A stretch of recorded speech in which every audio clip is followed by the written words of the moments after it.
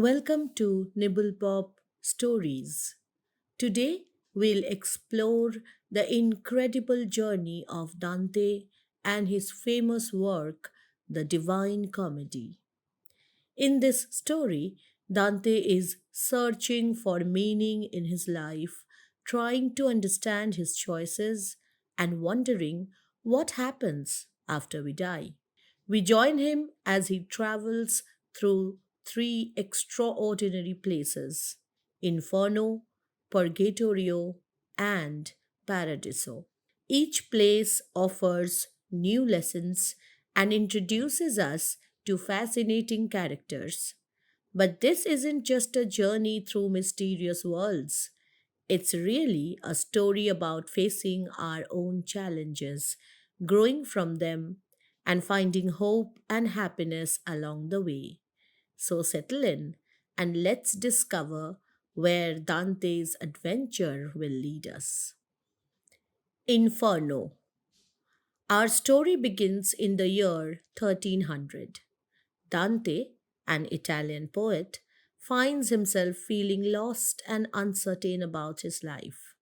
One evening on Good Friday, he wakes up in a dark and tangled forest with no idea how he ended up there. He searches for a way out, but each path he tries is blocked, leaving him feeling trapped and alone. Then, through the darkness, Dante spots a foothill, a mountain shining with bright sunlight. Believing it must be safer than the deep, shadowy woods, he starts to climb. But as he makes his way upward, his path is blocked again. First by a swift leopard, then a fierce lion, and finally a haunting she wolf. Overcome by fear, Dante retreats back into the darkness, unsure of what will happen next. Deep in the heart of the dark wood, Dante encounters a mysterious spirit, not from his own time, but from ancient Rome. This is Virgil, the legendary poet whose epic tales were beloved by all who loved poetry in his day. Virgil tells Dante that he can be his guide through the most dangerous places. First, through hell, which is called Inferno, and then up the slopes of Purgatory. He explains that if Dante is brave, this journey could lead all the way to paradise. But there's a catch. Virgil himself cannot enter paradise. The reason is that Virgil lived in a time before Christianity spread throughout the world. Paradise is reserved for souls blessed by God and who hold the Christian faith. Though Virgil was wise and good, his spirit is confined to a gentle, shadowy place called Limbo, alongside other noble souls who came before Christianity. Yet, as a fellow poet, Dante instantly feels a connection with Virgil. He trusts him completely, ready to follow wherever he leads. Together they pass through the gates of hell, gates that bear the chilling inscription: Abandon all hope, ye who enter here. What lies beyond is truly a realm of despair, a city of endless sorrow where the sky is utterly black and cries of suffering fill the thick, heavy air. One of the first sights Dante sees is a banner whipping wildly through the darkness, chased by a crowd of naked spirits. These souls are doomed to pursue the banner forever while wasps and hornets sting them relentlessly. Their tears and blood fall to the ground where they feed a living carpet of maggots and worms. Who are these restless souls? In life, they made no real choices. They never stood for good or evil, but simply drifted along. Now In the afterlife, their punishment matches their empty lives. They must chase a blank, meaningless flag for eternity, never reaching it, just as they never found purpose in life. In Dante's world, this is the fate of those who never chose a path, condemned to run after nothing forever. Dante and Virgil soon arrive at the edge of a shadowy river called Acheron, the boundary that marks the entrance to hell. The riverbank is crowded with countless souls, people who have died, each one desperate to cross, because this is the way into the land where they will face punishment for their sins. Watching over them is Charon, the grim ferryman of the dead. When Charon spots Dante among the spirits, he hesitates, reluctant to let him board the boat. After all, only the souls of the dead are meant to cross this dark river. But Virgil steps forward and assures Charon that their journey has been permitted by higher powers. Hearing this, Charon finally agrees. He allows both poets to climb aboard, and together they cross the river into the unknown depths of hell. Once they reach the far shore, Virgil tells Dante that they have entered the first circle of hell, also known as limbo. This is where the unbaptized and the virtuous pagans reside. People who lived good and honorable lives but never knew the Christian faith. They are not punished with pain or torment, but they are forever denied the light of God.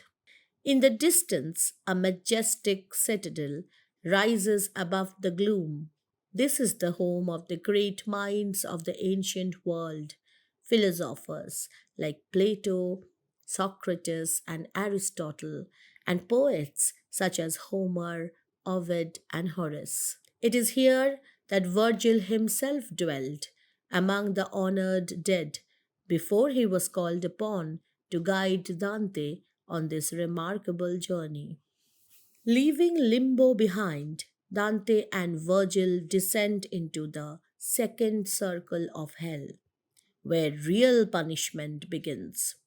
Guarding the entrance is Minos, the monstrous judge of the dead.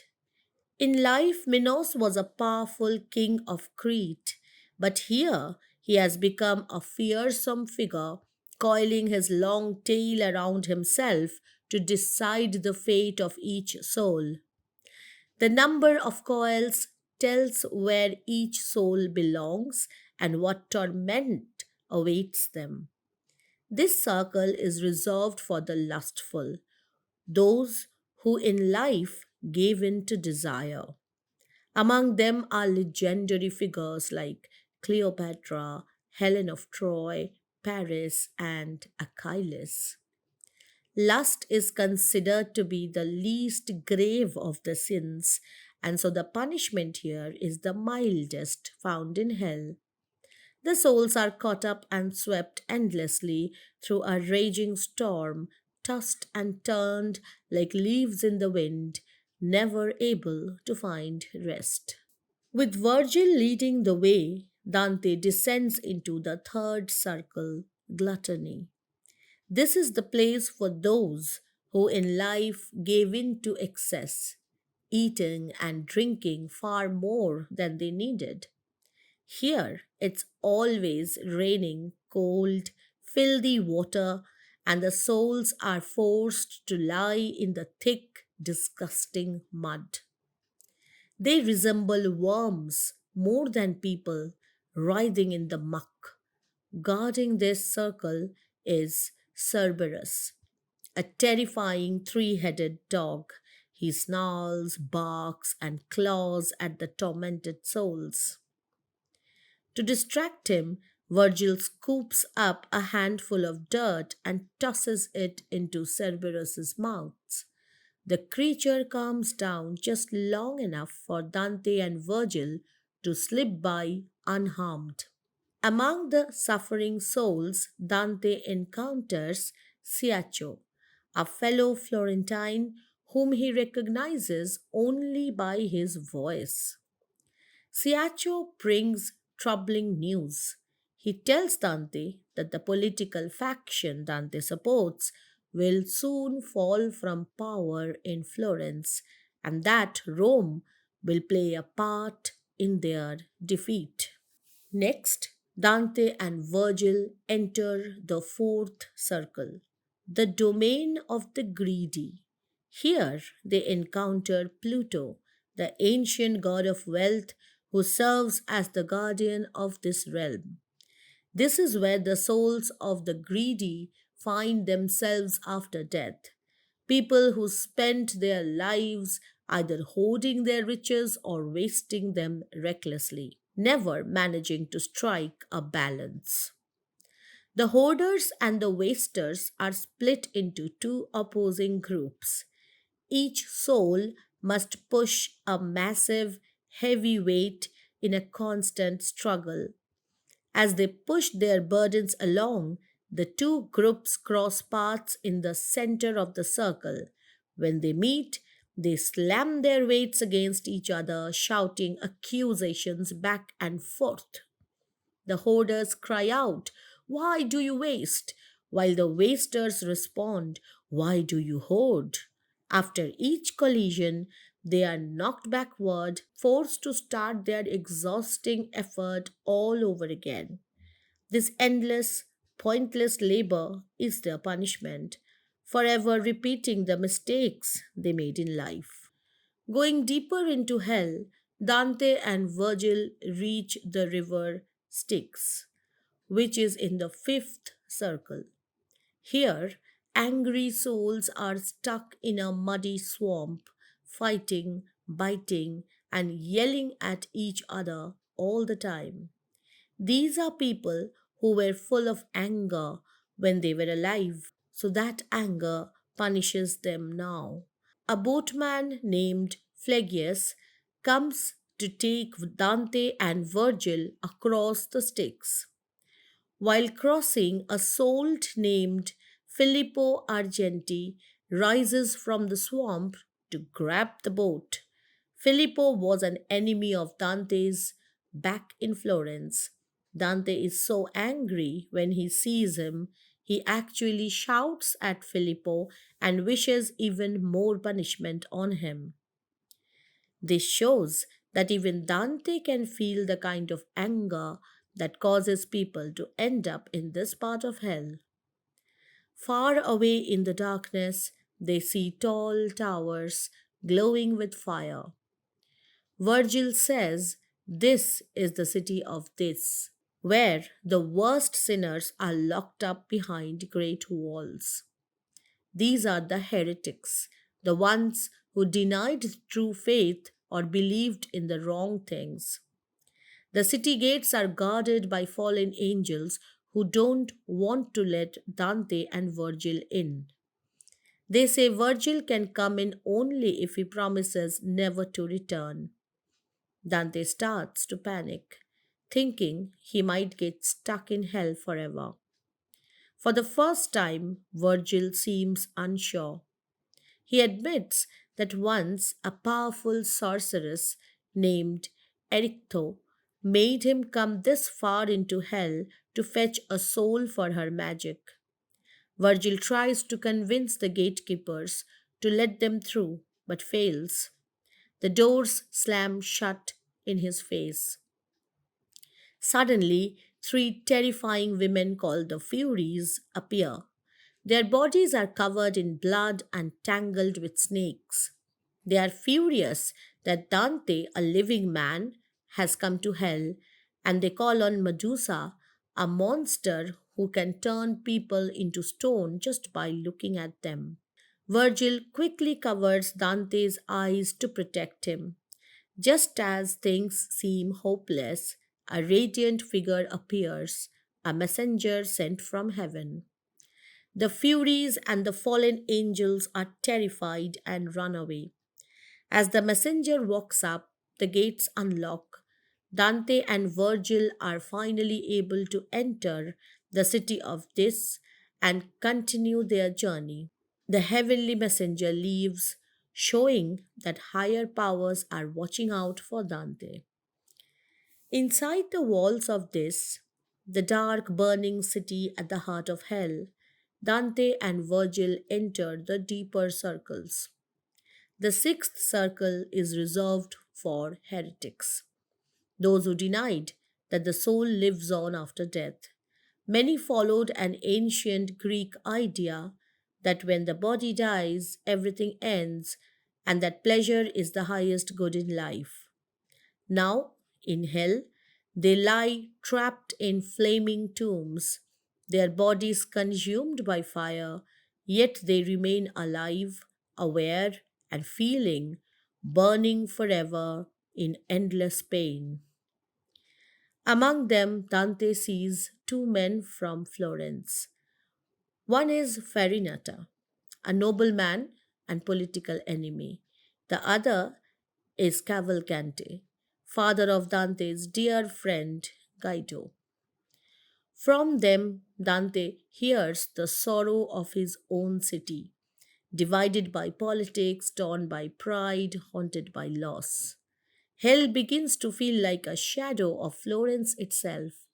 Before they can descend further, a terrible smell stops them in their tracks. Virgil explains that below lies the seventh circle, the circle of violence. Virgil explains that violence comes in different forms. Some people hurt others, some turn that violence against themselves, and others show violence against God, against nature, or against the good things humans create, like art and honest work. Because of this, the seventh circle of hell is divided into three parts. First, those who were violent toward others, such as murderers, are punished in a river of boiling blood. Fierce centaurs guard the banks, making sure no one tries to escape. Centaurs are creatures from Greek myth, half human, half horse. One of them, named Nissus, carries Dante and Virgil safely across the river. Next, they enter a dark forest of twisted trees. As they walk, Dante hears cries of pain but sees no one. When Virgil breaks a small branch from a tree, blood oozes out and the tree speaks. These are the souls of people who took their own lives. Because they rejected the gift of life, they have been turned into trees and must suffer forever. Monstrous birds called harpies tear at them with claws and beaks. One tree tells Dante his heartbreaking story. He was once an honorable man, falsely accused, and so full of despair that he killed himself. The third part is a burning desert under a sky that rains fire. Here, three groups suffer together. The blasphemers who defied God lie flat on the scorching sand as flames fall on them. The sodomites who went against nature must run endlessly through the heat, and the usurers, those who made money by exploiting others' work, crouch together, crying out as the ash beneath them catches fire. Dante sees men he once admired, like Capaneus, still proud and angry as he burns. Virgil and Dante follow a stream and meet Brunetto Latini, Dante's old mentor. Brunetto warns that if Dante ever returns to Florence, he will be exiled. At the end of the stream, they reach a high cliff with a roaring waterfall below. Suddenly, a monstrous creature rises from the depths, Geryon. He has the face of an honest man, the body of a reptile, and a scorpion's tail. Geryon stands for fraud and dishonesty. The poets climb onto his back for a wild ride to the next level, the eighth circle. This circle is called Malibolg, the evil ditches. Here, hell is divided into 10 long ditches, each holding a different kind of cheat or liar. In the first ditch, pimps and seducers march in opposite lines, whipped by demons. Dante even recognizes some of them: Venedico, Caccianemico, who sold his own sister, and Jason of the Argonauts, who seduced and abandoned both Medea and the queen of Lemnos. The second ditch is full of flatterers, covered in filth, because their words were filth in life. The third ditch punishes corrupt church officials who sold holy favors. They are buried upside down, with only their burning feet sticking out. Dante recognizes a pope here guilty of corruption. In the fourth ditch, fortune tellers are punished. Their heads are twisted backward so they can only see behind them, their penalty for claiming to see the future.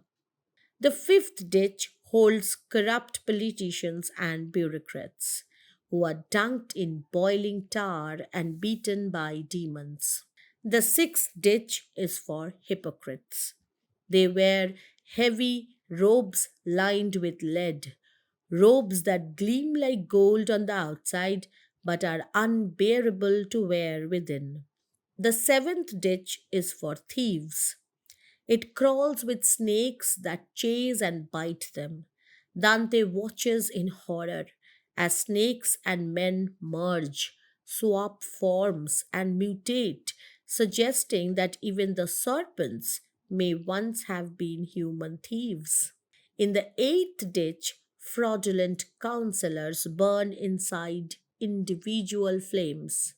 Among them are Odysseus and Diomedes, punished for the deception of the Trojan horse and other acts of treachery. The ninth ditch holds the sowers of discord, those who split apart families, nations, and faiths. A demon hacks them apart with a bloody sword, and their wounds heal only to be torn open again. In the tenth and final ditch of the eighth circle are the falsifiers, alchemists, counterfeiters, and impostors. They suffer endless diseases, scratching their leprous sores until they rot. They were a plague on humanity. Now they endure every plague themselves. At last, Dante stands before a great well. It is the entrance to the ninth circle, treachery, the circle for traitors, those who betrayed family, friends, guests, or lords. The entire place is a frozen lake guarded by giants. Some souls have only their heads above the ice, others are buried up to their necks, and some are completely trapped. As Dante and Virgil move toward the very center, they find Satan himself, locked in ice up to his waist. Nearby stands Nimrod, one of the giant gods. He is most famous for leading the building of the Tower of Babel, a massive tower meant to reach the heavens. God saw this as an act of human pride and defiance. Now Nimrod stands near Satan, blowing a horn, but he can no longer speak clearly, only babbling in meaningless sounds. Satan has three terrifying faces, and in each mouth he chews on the worst traitors in history: Brutus and Cassius, who betrayed Caesar, and Judas, who betrayed Christ. His freezing wings beat ceaselessly, keeping the lake solid and ensuring no one escapes. Virgil tells Dante the journey through hell is finally over, but to leave, they must climb down Satan's body. Dante is confused. How can going deeper lead them out? But Virgil assures him this is the only way. So they begin to descend. As they reach Satan's hips, they pass through the exact center of the world. And there, everything changes. Suddenly, what felt like down becomes up. They are no longer descending into darkness, but climbing upward through a narrow tunnel. This passage, Virgil explains, is the hollow left behind when Lucifer was cast out of heaven. Now, as Dante follows Virgil, he feels the air grow lighter and the darkness begin to thin. At dawn on Easter Sunday, they emerge on the opposite side of the world from where Dante began his journey. Before them rises the Mount of Purgatory, and at its base flows the river Lethe. One day, when Dante is ready, he will drink from it, and when he does, every memory of his sins will be washed away. For now, he only sees the river glinting in the sunrise. But the promise is there. After the long night of hell, there is grace and redemption. Purgatorio. Before we go on, it helps to understand what purgatory is. The Bible doesn't use the word purgatory outright, but it does suggest that not all punishment after death lasts forever. Sometimes it says a person's soul may need to be purified, like paying off a debt before entering heaven. In Dante's world, hell and heaven are eternal. Once you're in, you're there for good. No changes, no second chances. But purgatory is different. It's the only place in the afterlife that's temporary. The people who come here aren't evil enough for hell, but they are not pure enough for heaven yet. So God gives them a gift: time. Time to face their faults, to heal, to grow, and to become the kind of souls who can truly belong in paradise. And one day, when the final judgment comes, every soul in purgatory will be ready. They'll go to their forever home in heaven, and the mountain of purgatory will simply disappear. Its job done. Now, at the foot of the mountain, Dante and Virgil meet an old man named Cato. He is the guardian of Purgatory's entrance, and at first he is deeply suspicious. How could a living man, along with a spirit from limbo, possibly escape hell? It doesn't make sense. But Virgil explains their journey was guided by God's will. That's enough for Cato. He agrees to let them pass, but only after a small ritual. Virgil wraps a reed around Dante's waist and gently washes his face. It's like washing away the stain of hell and preparing for what's ahead. Soon they see souls arriving at the shore. This time, not carried by Charon, the ferryman of hell, but by a gentle angel. These souls come singing joyful hymns, full of hope, their faces bright with the promise of healing. The lower part of the mountain is called Ante Purgatory, a waiting place for souls who aren't quite ready to start their true purification yet. The first group they meet are those who were excommunicated, cut off from the church during their lives. Their time here is long. For every year they spend outside the church's grace, they must wait 30 years in purgatory. Among them is Manfred, the last king of Sicily. He was badly wounded in battle, and as he lay dying, he turned to God in repentance. He asks only one thing, that Dante find his daughter and tell her to pray for him. Her prayers, he says, can shorten his time and help him reach heaven sooner. Higher up, in the shade of a huge boulder, they meet another group, souls who never got the chance to repent properly. They died suddenly, in accidents, in violence, or in flight. One was betrayed while trying to escape his city. Another fell into a river during battle. But in his final moment, he called out to God.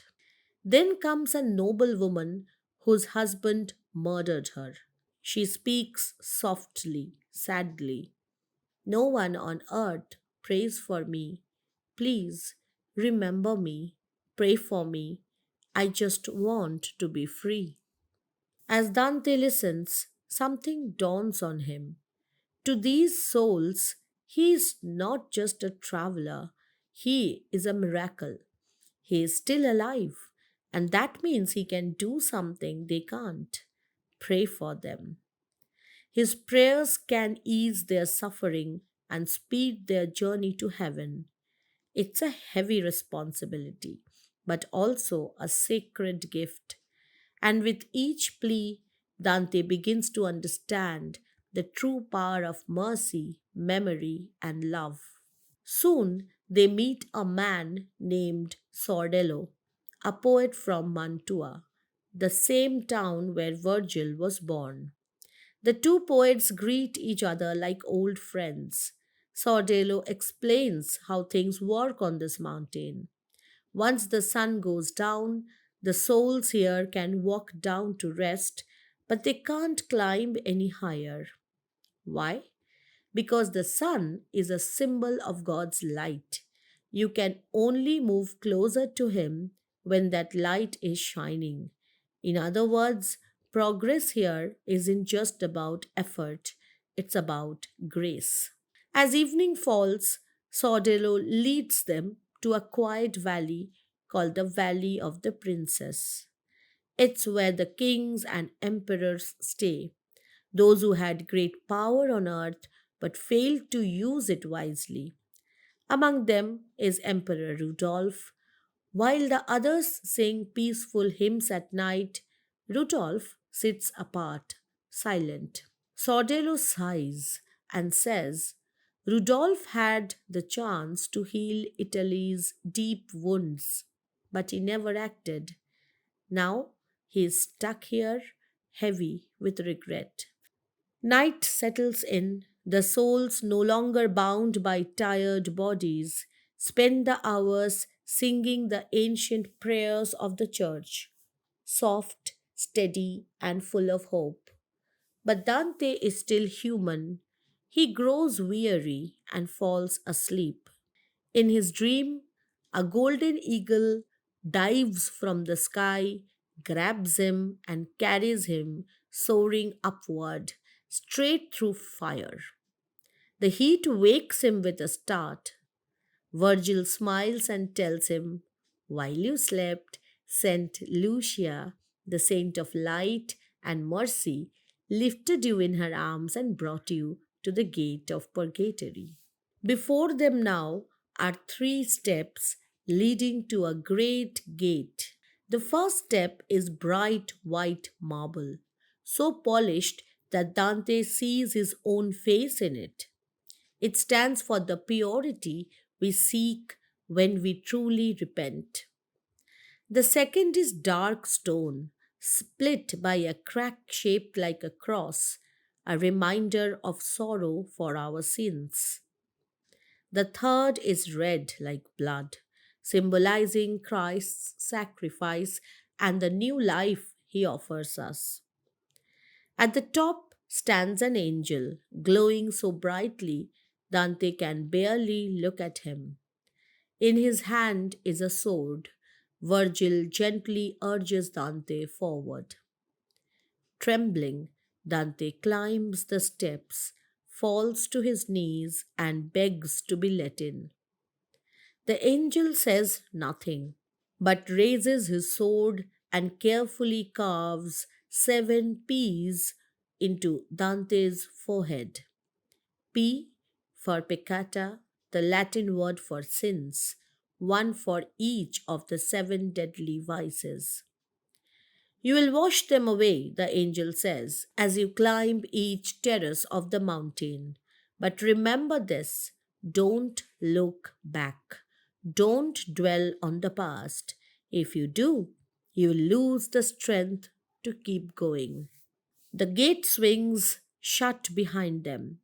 Ahead rises the mountain's true path, 7 terraces, each one meant to heal a different flaw: pride, envy, wrath, sloth, greed, gluttony, lust.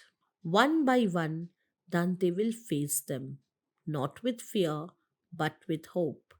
And with every step upward, he'll become a little more like the person he was meant to be.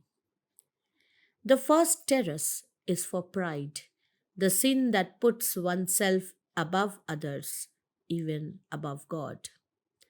As Dante and Virgil step into it, Dante is amazed by beautiful carvings in the cliff wall. They show moments of true humility. The Virgin Mary quietly saying yes to the angel Gabriel. King David dancing joyfully before the Ark of the Covenant, not caring what others thought. The Roman Emperor Trajan stopping his whole army just to listen to a poor widow's plea. These aren't grand victories, they are quiet acts of humility, the very opposite of pride. And that's the point. Humility heals what pride has broken. Ahead, they see the souls who are being purified here. Each one carries a huge stone on their back. One man named Umberto tells Dante how his pride destroyed his family. Another, Oderisi, was once a famous artist, admired for his beautiful book paintings. But now he admits fame doesn't last. A younger artist soon surpassed him. True worth isn't in being the best, but in serving something greater than yourself.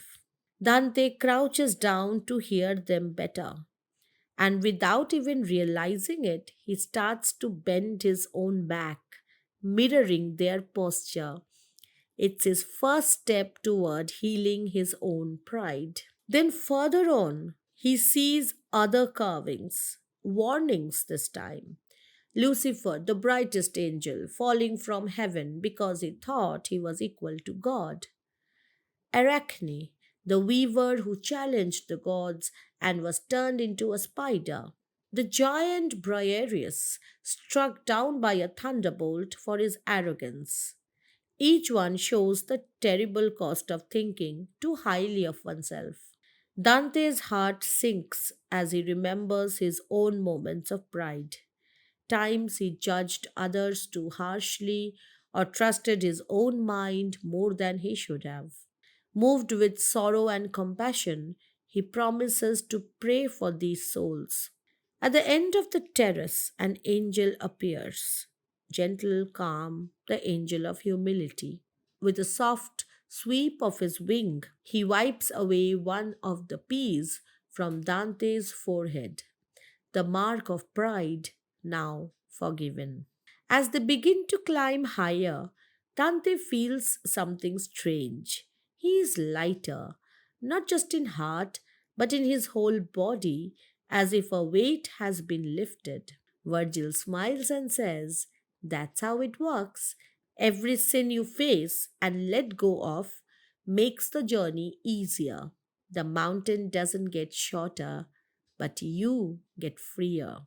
The second terrace is for envy, the painful feeling of wanting what someone else has or even taking secret joy in their misfortune. Here, the air is cool and shadowed, like a cloudy afternoon. The souls being purified wear dark robes, and their eyelids are sewn shut with iron wire. Just as envy blinds us in life, keeping us from seeing our own blessings, these souls are physically blind. They walk in a line, each with a hand on the shoulder of the person ahead, singing softly together. In their blindness, they have learned to rely on one another. A woman named Sapia tells Dante that in life she often felt happier when others suffered than when good things happened to her. But now she sees how twisted that was. When she learns Dante is still alive, still able to pray, she makes a kind request. She'll guide them through the foggy paths ahead if he'll remember her in his prayers back on earth. Nearby, two souls are still caught in old bitterness. They argue, each admitting they spent years envying the other's happiness until their own hearts turned sour with resentment. To leave this terrace, Dante and Virgil must walk straight into a blaze of blinding sunlight. An angel appears, and with a gentle touch of his wing, he erases the second P from Dante's forehead. Go in love, the angel says softly, and don't look back into the shadows. And with that, they step forward, lighter, clearer, and closer to the light that heals all wounds. On the third terrace, where wrath is healed, Dante and Virgil met with visions that speak to the heart. First, Dante sees Mary teaching Jesus humility, a lesson in patience, not anger. Then he sees a king of Athens refusing to punish a man who fell in love with his daughter. If we punish love, the king says, we turn all loving people into our enemies. And finally, he sees Saint Stephen being stoned to death, but instead of cursing his killers, he prays, Lord, forgive them. These are visions of humility, of anger replaced by understanding, by mercy, and they stir something deep in Dante. He remembers his own fury, his bitterness toward Florence's leaders, his rage at betrayal, the way his heart once burned with resentment. Now he sees a different path. At 3 p.m., the very hour Jesus died on the cross, they step into a thick black smoke that swallows all light. Dante can't see a thing. He walks like a blind man, holding tightly to Virgil's sleeve. From the mist, soft voices rise in song. A spirit, Marco Lombardo, guides them by voice, calling directions through the fog. Dante asks him, why is the world so full of evil? Marco answers, people blame the stars or fate. But if everything were decided for us, then reward and punishment would be meaningless. No, we have free will. Our choices matter. More visions flash before Dante. Achilles in blind rage, Troy burning in war, reminders of what unchecked anger can do. Then a voice calls from the light. An angel appears, the guardian of this terrace, glowing with peace. Once again, Dante is blinded, not by smoke, but by grace. The angel gently wipes away the third P from his forehead, the mark of wrath now healed.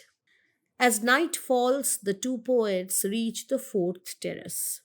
Dante turns to Virgil and asks, what sin is healed on this terrace? Sloth, Virgil replies. but not the kind of laziness you might think of, like sleeping in or avoiding chores. This is deeper. It's spiritual laziness, a coldness of the heart, a turning away from love, from purpose, from God. Virgil explains love is the driving force of everything we do. When we love God and others rightly, we grow in virtue. Sloth is when we stop caring altogether. We lose joy. We stop trying. We go through life like a shadow. Here, the souls are making up for that lost time. They run fast without stopping, calling out examples of holy urgency. Mary rushing to visit her cousin Elizabeth when she heard she was pregnant, Caesar dashing across the Rubicon to fulfill his destiny. Their speed is their penance. For every moment they once wasted in apathy, they now race toward God with all their heart. They are too busy to talk, so Virgil explains it all to Dante as they watch. That night, Dante falls asleep and dreams of a siren. She is stunningly beautiful, singing a soft, sweet song that promises comfort, pleasure, ease. Dante is drawn to her, but then another woman appears, clothed in light. She rips the siren's robe away, revealing what is underneath a sullen, rotting body, oozing decay, stinking of death. The dream shocks Dante awake. The illusion is broken. He sees now how sloth can wear a pretty mask, promising rest but delivering ruin. At sunrise, they meet the angel of zeal, bright eyed, full of energy. With a gentle touch, he wipes away the fourth P from Dante's forehead, the mark of sloth now gone. Just then, a joyful voice calls out, it's Statius, a Roman poet who found faith in Christ after reading Virgil's own poetry. He's just been released from Purgatory and joins them on the climb. The fifth terrace is for greed, not just greed for money, but the hunger for power, status, and control. Here, the souls lie flat on the ground, face down, bound in chains, weeping into the dust. Their posture is a humble reversal of their old pride. Once they looked up only to grasp more for themselves, now they press their faces to the earth in sorrow and surrender. One of them is Pope Adrian V. In life, he longed for power in the church, but later turned his heart to God. Now he lies among the others not as a pope, but as a penitent, equal in humility. Around them, voices rise in praise of generosity. They tell stories of those who gave freely. The Virgin Mary giving birth in a simple stable, the Roman statesman Fabricius, who refused huge bribes because his honor was worth more than gold, kings who spent their wealth to help poor young women marry with dignity. The lesson is clear. The cure for greed is giving. An angel appears, the angel of moderation.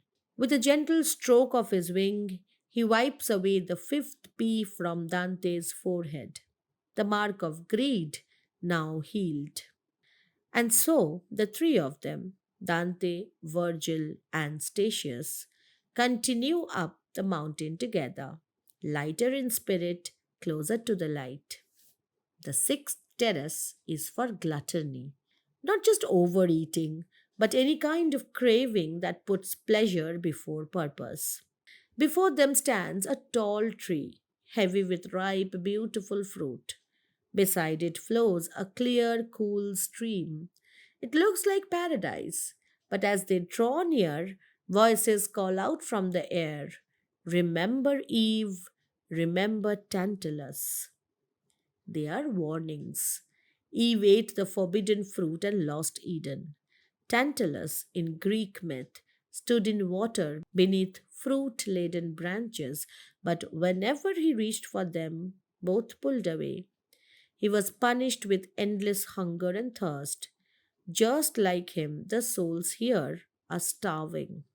They are thin, almost skeletal, with sunken eyes, weak from fasting. But their hunger is part of their healing. They have chosen to deny themselves, not out of self hatred, but to learn balance. As they suffer, they speak of temperance, of people who lived with restraint. John the Baptist, who ate only wild honey and locusts in the desert. The Virgin Mary, who at the wedding in Cana cared more for the guests than for herself. Virgil gently tells Dante, "Don't look at the fruit, keep your eyes ahead." Dante obeys. He is learning to master his desires. At the end of the terrace, an angel appears. He points to the path ahead and, with a touch of his wing, wipes away the sixth P from Dante's forehead, the mark of gluttony now cleansed. Dante takes a breath. Only one sin remains. The seventh and final terrace is for lust, not just physical desire, but any love that's turned away from what's true, good, and lasting. To enter, Dante and Virgil must walk through a wall of fire. It roars and flickers, bright and terrifying, but the souls already here walk through it calmly without fear. As they go, they chant names and stories that remind them of purity, the Virgin Mary and the martyrs who chose God over temptation. As the sun begins to set, the angel of chastity appears and urges them forward. But Dante stops. His legs won't move. The fire looks too hot, too dangerous. Virgil turns to him and says softly, "Don't be afraid. This fire won't harm you. It doesn't destroy, it cleanses. Trust in God and trust in me." With a deep breath and a heart full of faith, Dante steps into the flames. And just as Virgil promised, it doesn't burn him. Instead, it feels like light, like truth, like something holy washing over him. On the other side, they rest on the last stairway of the mountain. Then the angel, with the softest touch, wipes away the last P from Dante's forehead. The mark of lust is gone.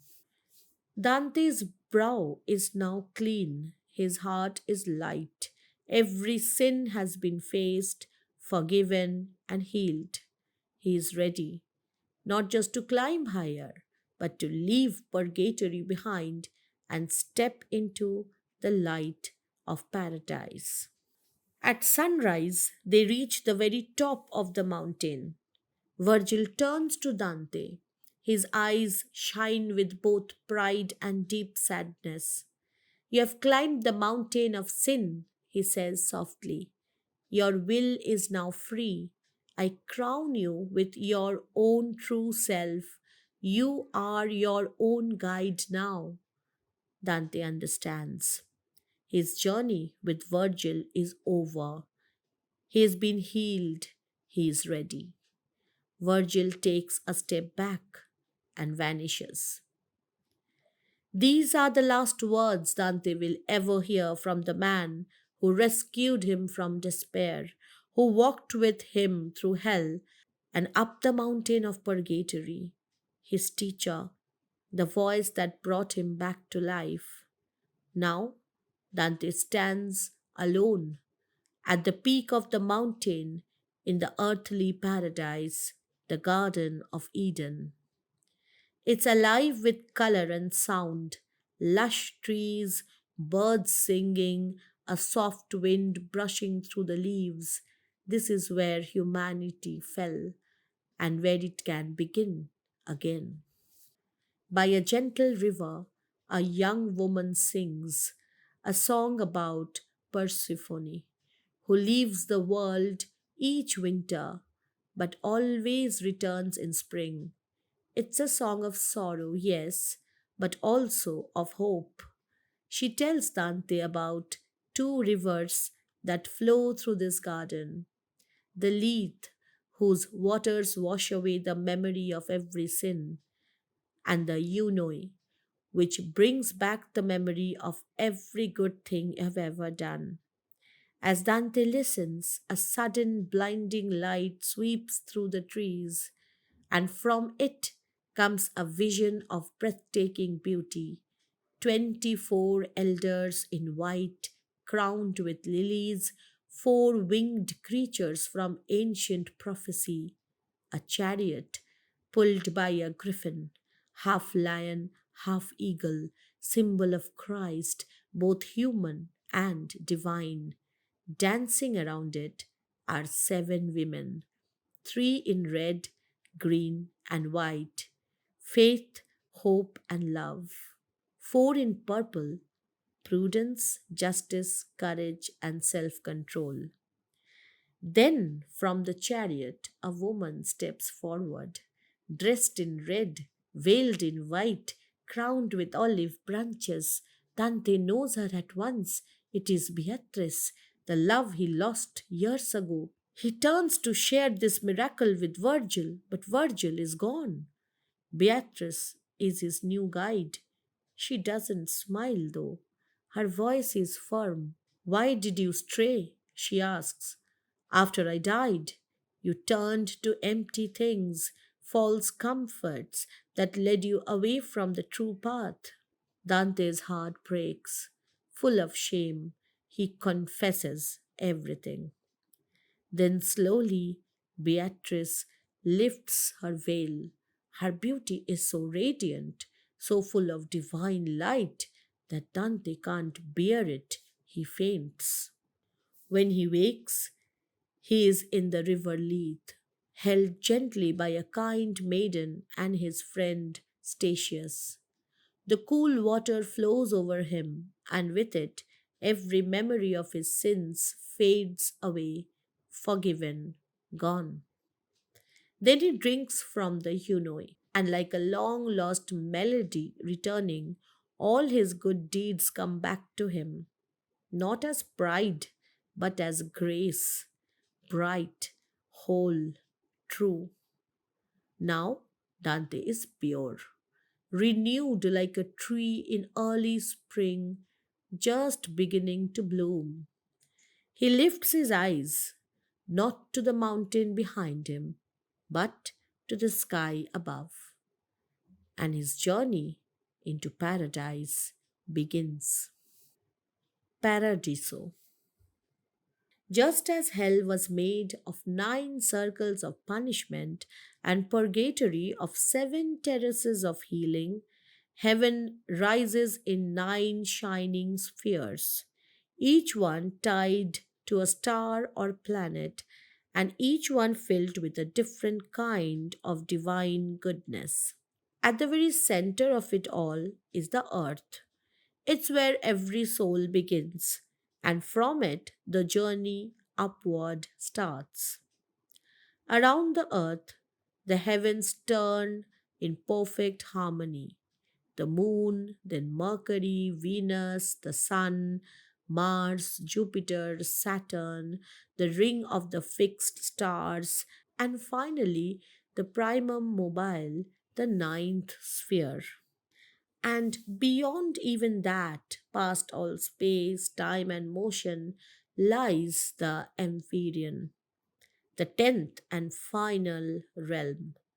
It's not a place you can reach by traveling through the sky.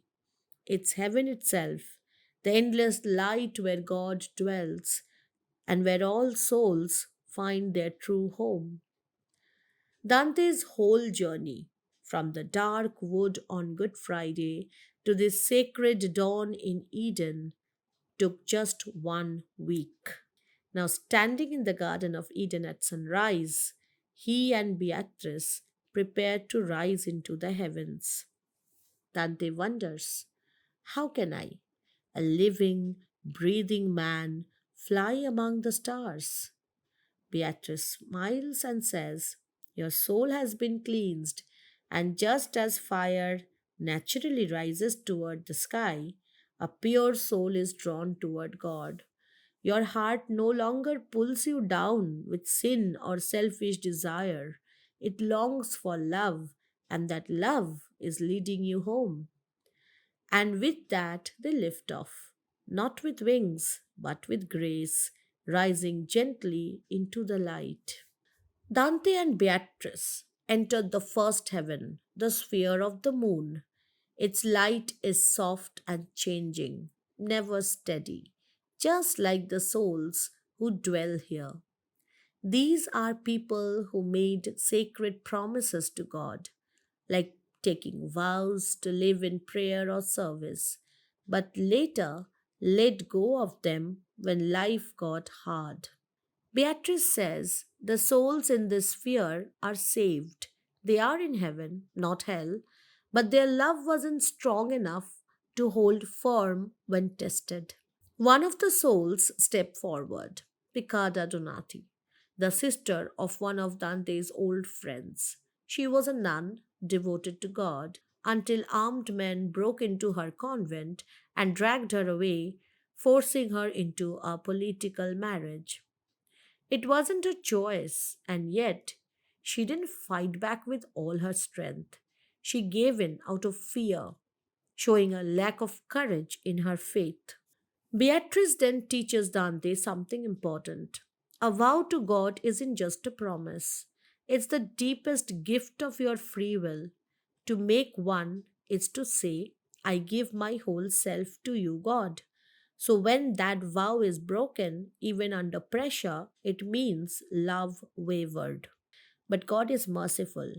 The church can release someone from a vow if a greater good is at stake, like saving lives or preventing greater harm. And there is one clear exception. If keeping a vow would lead to real evil, like the ancient king Agamemnon, who sacrificed his own daughter to please the gods, then it's right to step back. True faith never asks us to do harm in God's name. Next, Dante and Beatrice rise to the second heaven, the sphere of Mercury, the planet of ambition. This is where souls dwell who chased honor, fame, or power, but with good intentions. They wanted to do great things for their people, their cities, or justice. Their hearts weren't selfish, but their eyes were still fixed on earthly glory. Here, the Roman Emperor Justinian appears. He tells the grand story of Rome, its rise and fall. He is proud of how Rome brought order to the world through justice and fair laws. But the truth is, all earthly glory, crowns, victories, fame, now seems small. In heaven, it fades like a candle next to the sun. Just as Mercury, bright as it is, disappears in the overwhelming light of the sun, so too do human achievements pale beside the endless loving light of God. Ambition isn't evil, but it must be guided by something greater than itself. The third heaven is Venus, the planet of love, justice, and right rule. Its light is warm and tender, and even though Dante's heart has been cleansed, he still feels its pull. When he turns to look at Beatrice, her beauty strikes him all over again. So pure, so radiant, it almost takes his breath away. This sphere is home to souls whose love wasn't perfect. They may have loved too much, too quickly, or in the wrong way, but their hearts were sincere. One soul steps forward, Charles Martel, a young prince who died too soon. Others speak too. They warn how easily love can go wrong, especially when it's twisted by power or pride. They point to Florence, once noble, now lost in selfishness and division, a city that forgot what true love and justice look like. In this heaven of Venus, Dante learns that love itself is good, but it must be guided by wisdom, truth, and faith. Otherwise, even the most heartfelt affection can lead us astray. In the fourth heaven, the sun, Dante is wrapped in pure golden light. It doesn't burn, it enlightens. This is the home of the wise, great thinkers, holy teachers, and saints whose minds helped guide the world toward truth. Thomas Aquinas, the great scholar, welcomes him. He explains that every person is different because God's light shines through the heavens and touches each soul in a unique way, like sunlight passing through stained glass, creating endless colors. That's why we are all shaped differently in mind, heart, and purpose. Only two souls were made perfect from the start, Adam and Christ, because God formed them directly with his own hands. Everyone else grows into goodness through grace and time. All around Dante, bright souls swirl in joyful circles.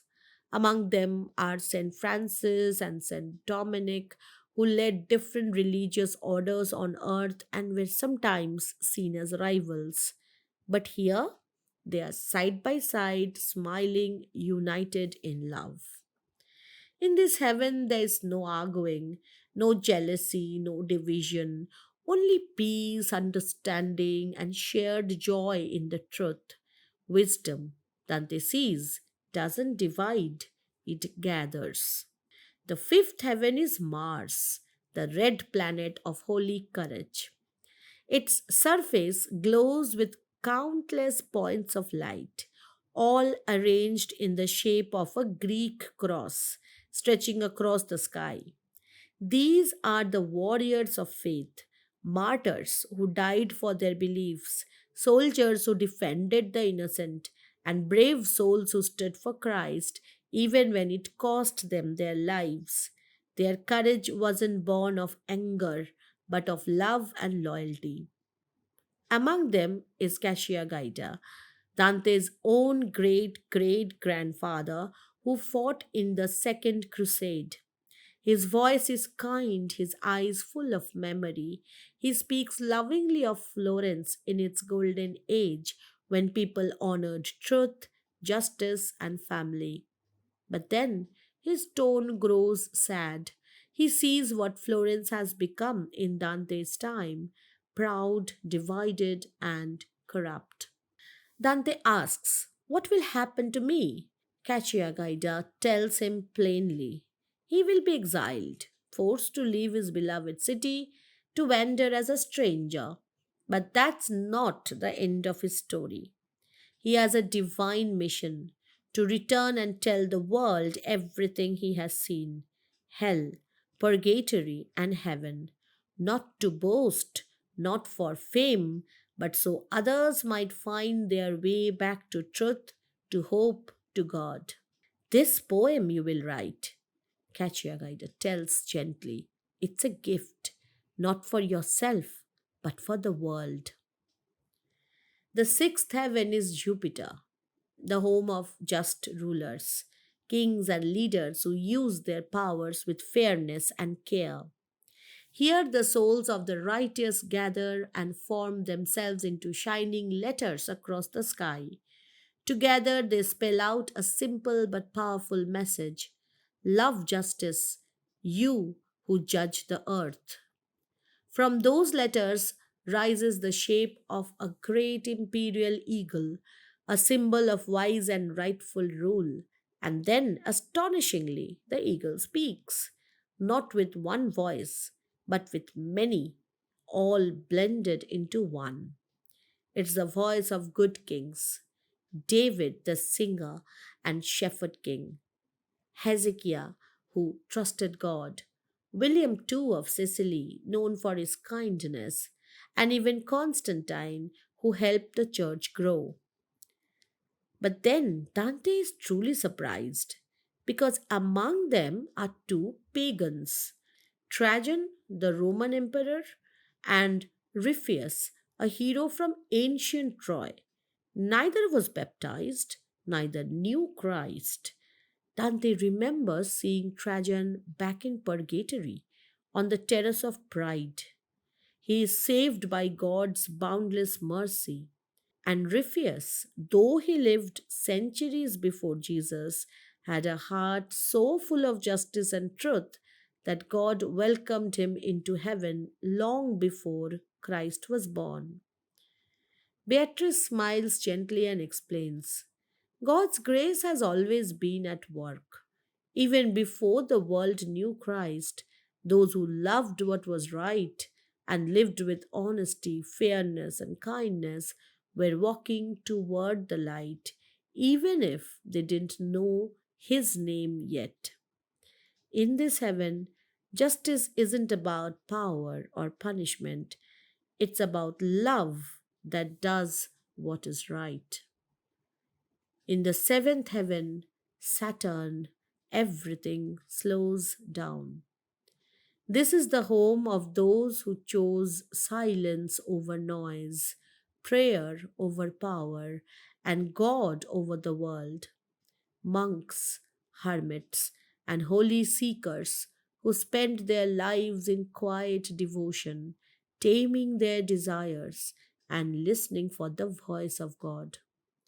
Here, souls move up and down a golden ladder, climbing closer to the divine, then coming back to help others. The great Saint Benedict appears. His face is full of sorrow. His heart broken to see how some of his own monks have changed, once devoted to prayer and simplicity, now chasing wealth and comfort instead of God. Beatrice turns to Dante and says, Climb the ladder yourself. So Dante does. And when he reaches the top and looks down, he sees the earth, tiny, quiet, just a pale blue dot in the vastness of the heavens. All its noise, its wars, its pride, its drama suddenly seems so small. In the grand song of the universe, human struggles are just a whisper. But that's not meant to make us feel worthless. It's meant to free us, to show us what truly matters love, truth, and the quiet presence of God. The eighth heaven is the realm of the fixed stars, the home of the church triumphant, where all the saints and angels gather in joy. Here, three great gifts shine brightest faith, hope, and love. Dante is filled with awe. Before him stands the Virgin Mary, glowing with kindness, surrounded by apostles, martyrs, and holy souls. The light is so full of peace, it almost brings him to his knees. In this heaven, Dante meets St. Peter, St. James, St. John, and Adam. St. Peter questions him about faith.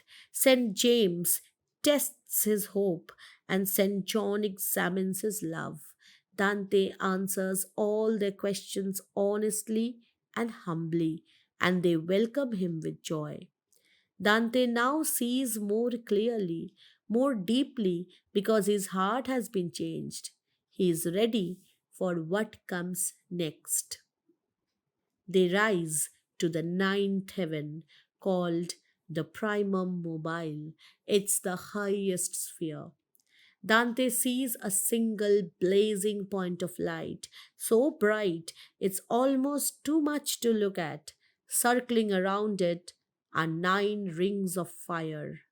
Beatrice explains these are the nine orders of angels seraphim, cherubim, thrones, dominions, virtues, powers, principalities, archangels, and angels. They were created at the very beginning, along with the universe itself. And they are not just beautiful, they are the messengers of mercy, the unseen hands that guide, protect, and bless. It's a vision of perfect harmony and a reminder that nothing in the universe is alone. From the highest angel to the smallest heart on earth, all are held in the same loving light.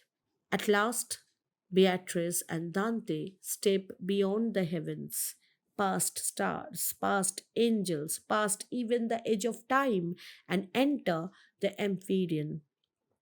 This is true paradise. Not a place in space, but a realm beyond space, beyond time, beyond anything the human mind can picture.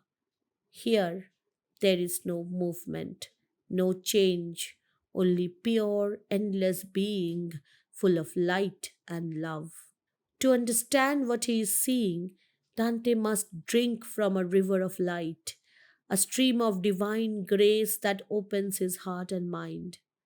When he looks again, Beatrice is no longer beside him. She is seated among the blessed in glory, more beautiful than ever, her mission complete. She brought him as far as she could.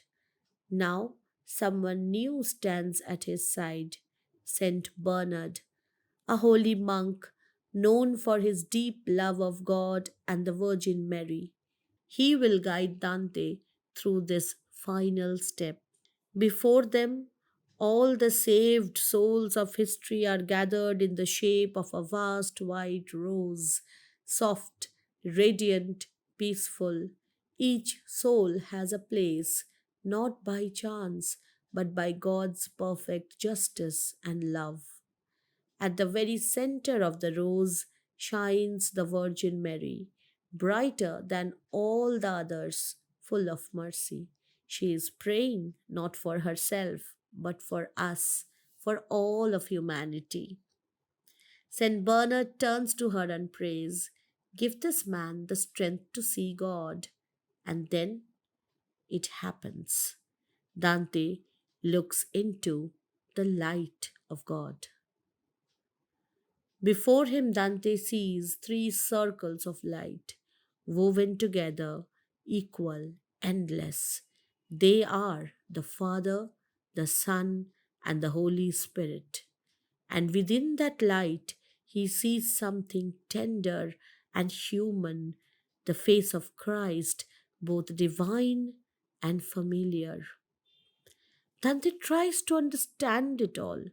How God can be three yet one, how the infinite can become human, how love can hold everything together.